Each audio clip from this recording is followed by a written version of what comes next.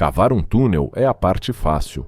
O difícil é cavar um túnel debaixo de uma cidade que não pode parar de funcionar nem por um único dia. Em dezembro de 1968, São Paulo começou a fazer exatamente isso. E a pergunta que os engenheiros precisavam responder não era como abrir o buraco.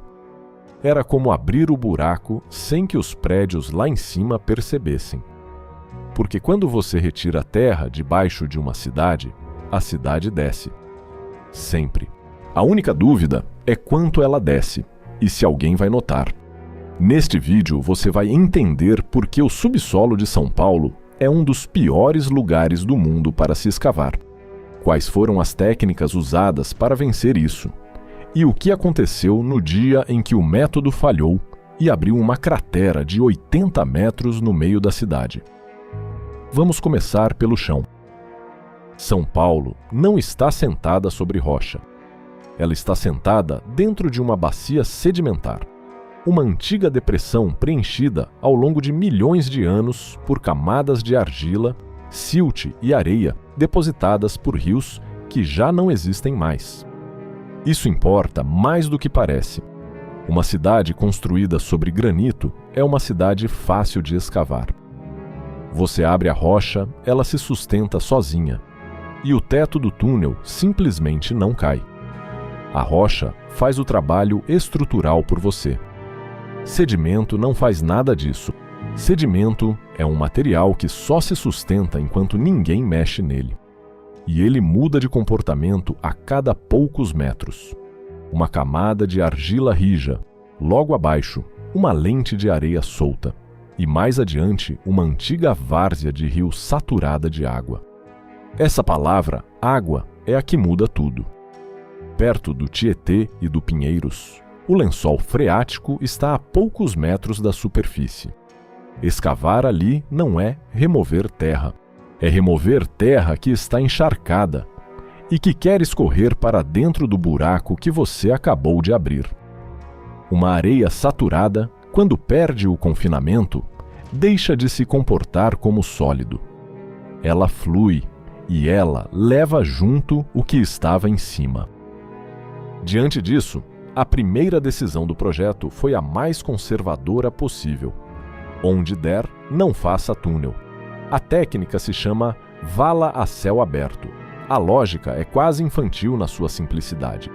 Em vez de cavar por dentro, você abre a avenida inteira de cima para baixo, constrói a estrutura do metrô no fundo da vala e depois enterra tudo de novo. Só que executar isso numa avenida viva é outro problema. Você não pode simplesmente escavar uma trincheira de 15 metros de profundidade e esperar que as paredes fiquem em pé. Elas não ficam. Então, antes de tirar qualquer terra, cravavam-se as paredes. Estacas justapostas ou painéis de concreto moldados no próprio solo, formando duas muralhas verticais paralelas. Só depois disso, a escavação começava, entre as duas paredes já prontas. E conforme a máquina descia, entravam as escoras. Perfis metálicos atravessados de um lado ao outro da vala, empurrando as paredes para fora com a mesma força que o solo empurrava para dentro. Cada metro escavado exigia uma nova linha de escoras antes que o próximo metro pudesse sair. É um trabalho que parece lento, porque é lento de propósito. A vala nunca fica sem apoio. O equilíbrio é reconstruído a cada camada. Por cima de tudo isso, chapas de aço devolviam a rua ao trânsito durante o dia. O paulistano passava de carro sobre um vazio de 15 metros e não fazia ideia. Mas a vala a céu aberto tem um limite óbvio. Ela exige que você possa fechar a superfície. Numa avenida larga, dá. Debaixo de um bairro consolidado, com prédios de ambos os lados e fundações antigas que ninguém sabe exatamente onde terminam, não dá. Ali só resta atravessar por baixo, sem abrir a superfície. E aí aparece o segundo método, a escavação sob proteção de um escudo, o equipamento que os operários apelidaram de tatuzão. O escudo é um cilindro de aço, com o mesmo diâmetro do túnel que vai ser aberto. Ele avança lentamente pelo terreno, e a sua função principal não é escavar, é segurar. Enquanto o solo é retirado na frente, a carcaça do escudo impede que o terreno ao redor desabe sobre a frente de trabalho. Atrás dele, ainda dentro da proteção, os anéis de revestimento do túnel vão sendo montados.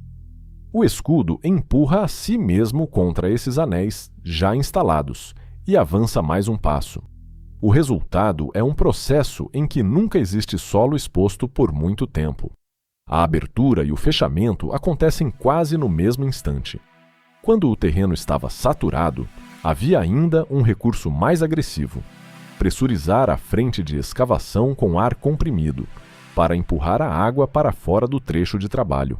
Funcionava, mas custava caro em outro sentido, porque os homens que trabalhavam ali dentro passavam o turno inteiro sob pressão e precisavam de descompressão para sair.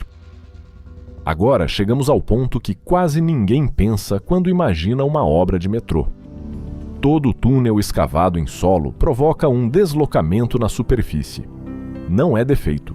É consequência inevitável de ter retirado o material de um maciço que estava em equilíbrio.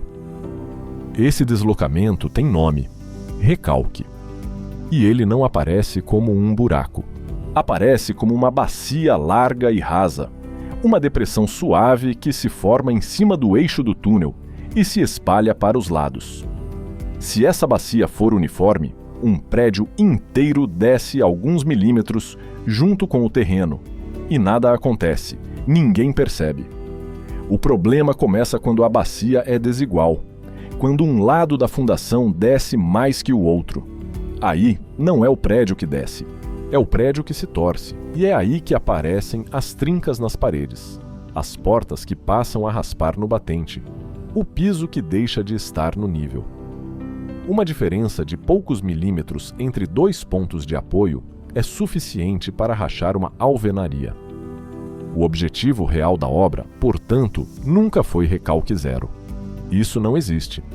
Foi manter o recalque pequeno o bastante e uniforme o bastante para que ele passasse despercebido. O que nos leva à parte mais invisível de toda a operação. Como você enxerga um movimento de milímetros embaixo de uma cidade inteira?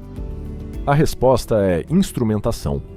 Antes de a escavação chegar a um trecho, aquele trecho já estava sendo medido. Marcos de referência fixados no pavimento e nas fachadas, medidos com nivelamento de precisão, registram quanto a superfície desceu.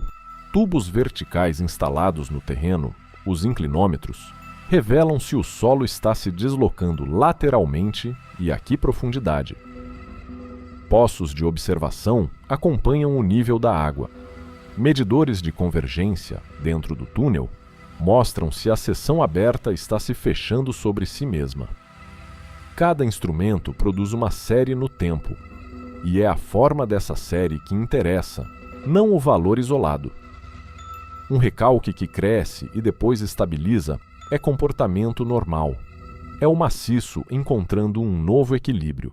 Um recalque que acelera, que a cada leitura cresce mais do que na anterior, é outra coisa completamente diferente. É um aviso. Por isso, o método define faixas antes de começar. Um valor de atenção, um valor de alerta e um valor de emergência. E cada faixa tem uma ação associada, decidida em escritório, com calma, semanas antes de alguém precisar tomá-la às pressas no meio da noite. A engenharia de um metrô urbano é, no fundo, um sistema de leitura. A escavação é só a parte que aparece. Em 14 de setembro de 1974, quase 6 anos depois do início das obras, o primeiro trecho entrou em operação, 7 quilômetros entre Jabaquara e Vila Mariana. No ano seguinte, em setembro de 1975, a linha alcançou Santana, com 16 quilômetros e 700 metros. A obra tinha sido dividida em 11 lotes, tocados em paralelo por várias construtoras, sob projeto de um consórcio internacional. Hoje, essa mesma linha tem 20 quilômetros e 200 metros e 23 estações. E durante todos esses anos, a cidade em cima continuou de pé. Que é, tecnicamente, o resultado mais difícil de toda a obra. Mas existe um dia em que esse controle falhou. 12 de janeiro de 2007. Obra da linha 4, no bairro de Pinheiros. Estava sendo escavada uma caverna subterrânea de grande seção, por um método diferente dos anteriores, em que o próprio maciço é mobilizado como parte da estrutura, e o revestimento é aplicado em etapas, acompanhando a deformação medida. Esse método é eficiente e é usado no mundo inteiro, mas ele depende de uma premissa dura, que o terreno à frente seja bem conhecido e que ele se comporte como o modelo previu. Naquela tarde, o terreno não se comportou. O colapso foi rápido.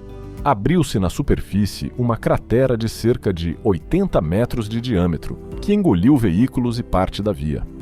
7 pessoas morreram. As investigações que vieram depois não foram consensuais. O consórcio responsável pela obra apresentou um laudo assinado por um geólogo britânico, atribuindo o colapso a uma anomalia geológica não identificada nas sondagens, um grande bloco de rocha isolado dentro do maciço.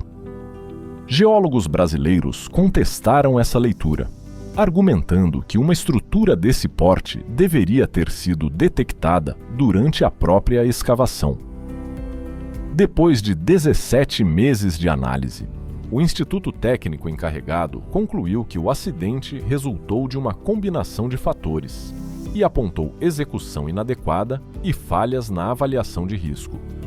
O que praticamente não se discute é a lição de fundo. O método não falhou por ser errado. Ele falhou porque a realidade do terreno era diferente do modelo e porque o sistema que deveria detectar essa diferença, a tempo, não a detectou. E é isso que torna a obra subterrânea diferente de quase todo o resto da engenharia. Quando se projeta uma ponte, o material é conhecido. O aço tem resistência especificada. O concreto é ensaiado. A carga é calculada. Você constrói exatamente aquilo que desenhou. Num túnel, o principal material da estrutura é o terreno. E o terreno não vem com ficha técnica. Ele vem com sondagens, que são amostras pontuais de um volume enorme, e com a suposição de que o espaço entre uma sondagem e outra se parece com elas. Quase sempre se parece. E é justamente por isso que, quando não se parece, ninguém está esperando. Por isso, a instrumentação não é um detalhe burocrático da obra. Ela é a única maneira de descobrir que o terreno real é diferente do terreno projetado antes que essa diferença vire notícia. 20 quilômetros de linha, escavados sob uma das cidades mais densas do continente, ao longo de décadas. Milhões de pessoas passam por cima e por dentro disso todo dia, sem pensar um segundo no assunto. Essa indiferença é o produto final. Uma obra subterrânea bem-sucedida é, por definição, uma obra que ninguém percebeu que estava acontecendo.